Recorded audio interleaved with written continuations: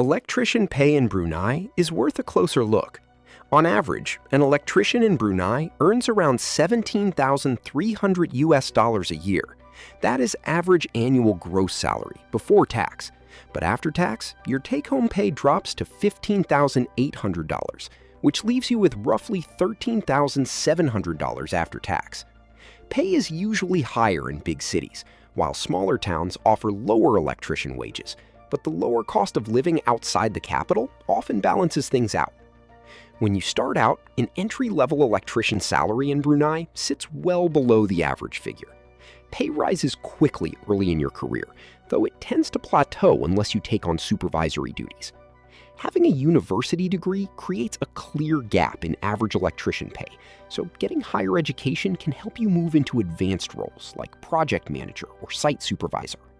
On top of that, mastering specialized skills adds up to even higher earnings over time. Knowing how much does an electrician make in Brunei helps you plan your career path effectively.